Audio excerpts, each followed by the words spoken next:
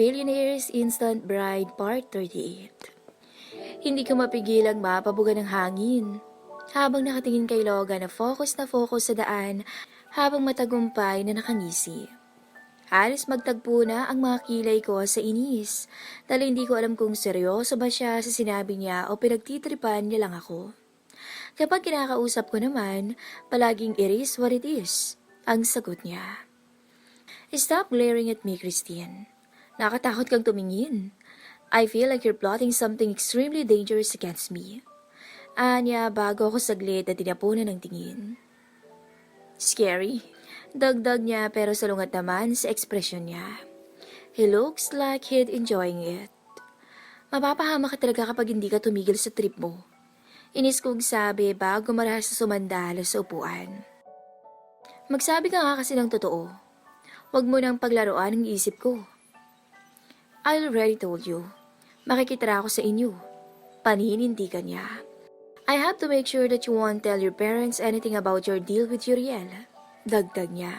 At para masigurado ring babalik ka. Baka bigla ka magtago eh. Umawang ang bibig ko dahil hindi ako makapaniwala sa naging sagot niya. Do you really think na gagawin kong mga sinabi mo? I don't know. Kaya nga ako didikit sa'yo para makasigurado na hindi. Kasual niyang sabi.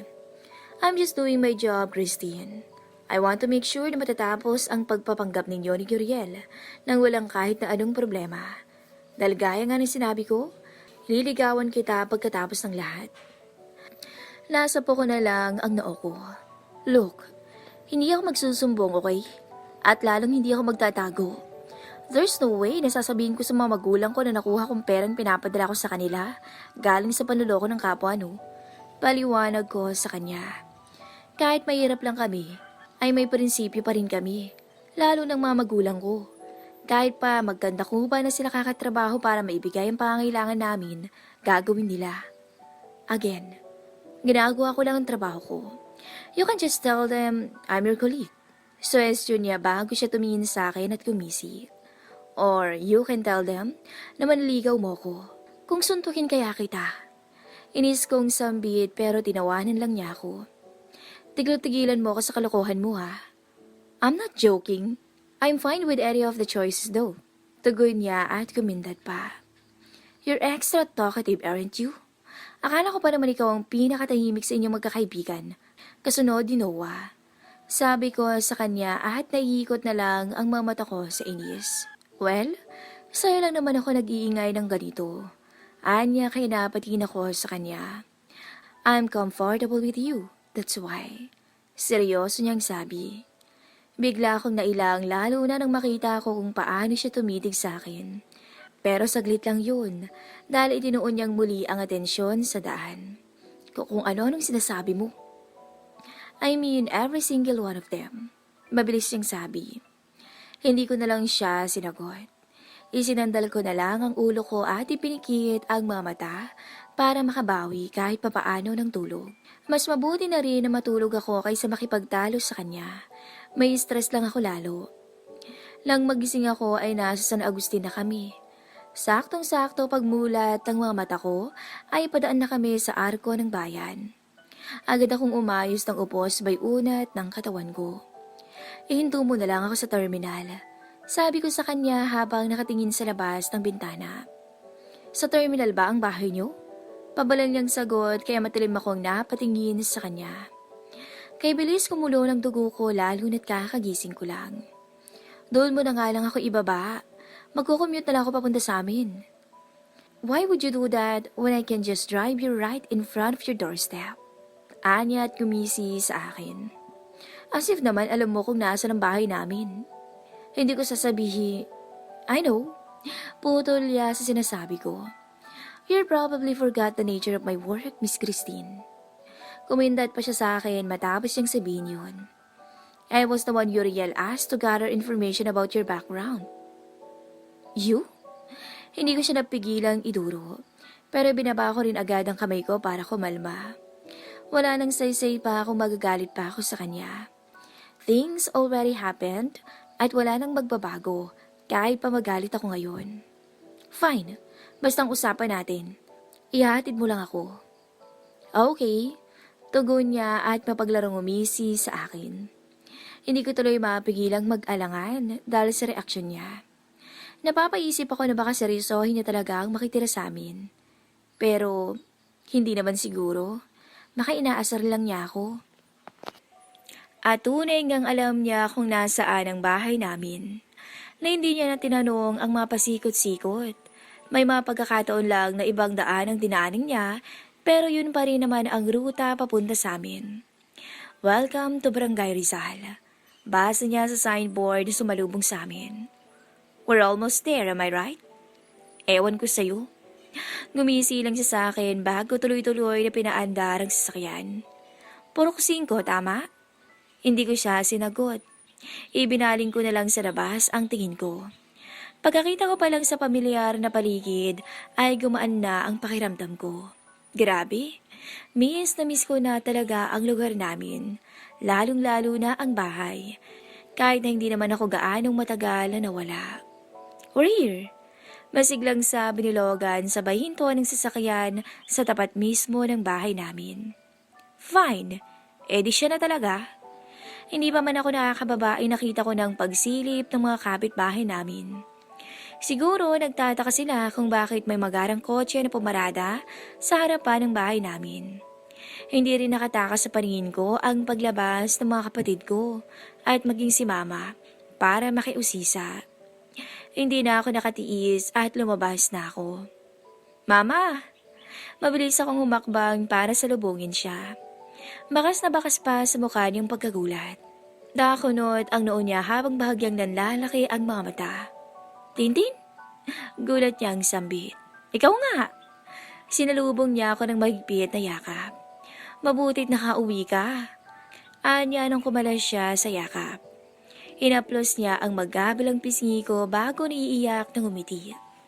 Mabuti naman at hindi mo napapabayaan ang sarili mo ron.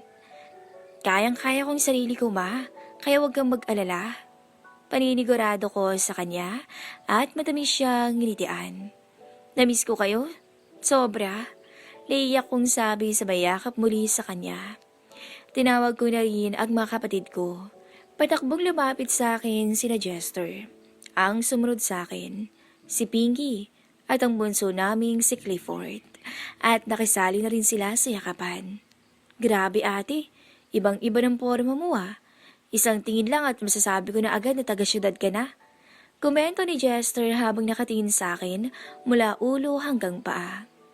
Ate Tintin, sa'yo ba yung kotse? Tanong ng bunso naming si Clifford. Ay oo nga anak, sa'yo na ba yan? Sigunda naman ni Mama. Mabilis akong umiling. Hindi, nagpahatid lang ako kasi sa boyfriend mo? Putol ni Pinky sa sinasabi ko. May boyfriend ka na ate? Ano ba? Hindi po boyfriend. Naputol na naman ang sinasabi ko dahil sa pagsingit ni Logan. Nang tingnan ko siya ay nakababa na siya sa kotse at naglalakad na palapit sa amin habang matamis na nakangiti. Maliligaw pa lang ho. Dagdag niya kaya pinanlakihan ko siya ng mata. Pero ang loko ay hindi ako pinansin. Dumiretso siya kay Mama sabay kuha ng kamay nito. Mano po tita? Ako po si Logan Jones Carter.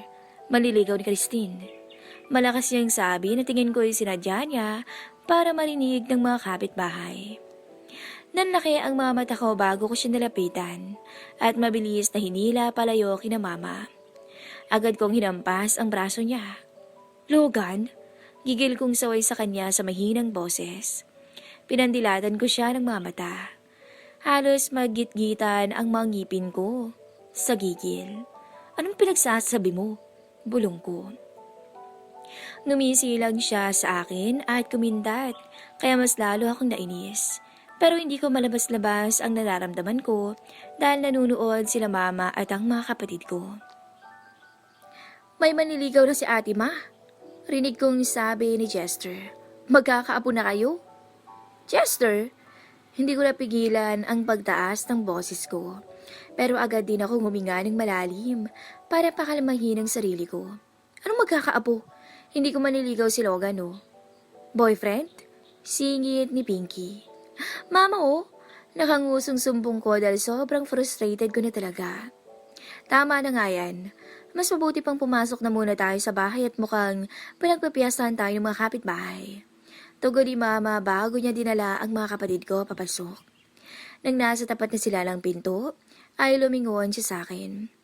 Papasukin mo na rin yung bisita mo, nak, at nang makausap ko ng maayos. Pumasok na raw tayo, sabi ni Logan bago siya kumapit sa braso ko at siya pa mismo ang nagtulak sa akin. Napamura na lang ako sa isipan ko bago ko siya hinayaang itulak ako papasok ng bahay. Logan, pasensya ka na kung medyo magulo ang bahay ha. Hindi kasi ako nakapaglinis dahil hindi naman sinabi ng anak ko na uuwi siya. Sabi ni Mama nang makapasok kami. Pinaupo niya na rin si Logan sa kahoy na upuan. Ayos lang po tita. At isa pa, hindi naman po magulo ang bahay niyo. Mas malinis pa nga ito sa tinutuluyan ko eh. Sagot niya at matamis na humiti sa mama ko. Kuya Logan, ano po nakita niyo kay ate? At nagustuhan niyo po siya. Hirit naman ni Pinky sabay lapag ng electric fan at itinapad sa lalaki. Wala kasing kisame ang bahay namin, kaya direktang bumababa ang init mula sa yero. Gawa lang din sa amakan ng bubong, kaya maging ang mainit na hangin ay nakakapasok din. Grabing tanong naman yan, Pinky. Parang di mo ko ate ah. Angal ko pero bumungis-ngis lang siya sa akin. Nakita ko rin ang pagngisi ni Logan bago siya sumagot. Lahat. Gusto ko lahat ng mayroon siya. Sagot niya bago tumingin sa akin. Halos sumabot sa tenga ang ngiti ni Pinky, sabay lapit sa akin at hampas sa braso ko. Ikaw na te. Saglit, ililigpit ko lang ang buhok mo at baka maapakan namin. Pangaasar niya at umaktong may pinupulot sa sementadong sahig. Ganda mo? Magtigil ka Pinky ha.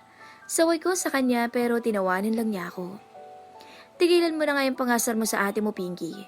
Saway ni Mama nakakagaling lang sa kusina. May dala siyang mga baso at 1 litro ng soft drink. Mabuti pa't kunin mo ang tinapay sa kusina at na makapagmerienda tayo. Dagdag niya bago inilapag sa mesa ang dala niya. Iho, pasensya ka na't ito lang ang mapapakain ko sa'yo ha? Naku, wag po kayong humingi ng pasensya tita. Okay na okay pa sa akin to. Kanina pa ako nauuhaw eh. Sagot ni Logan. Malugod ko pong tatanggapin ang anumang iaalok niyo sa akin. Dagdag pa niya at nakita ko ang pagsilay sa ngiti ng labi ni Mama bago siya tumingin sa akin.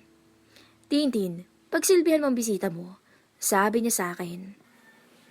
Labag man sa loob ko ay nilapitan ko siya at pinagsilbihan. Ayaw pa sana niya pero pinandilatan ko siya ng mga mata. Oh, laguin mo hanggang malunod ka sa soft drink ha. Gigil kong bulong sa kanya pero nginisihan lang niya ako. Tintin, pangaasar pa niya sa akin.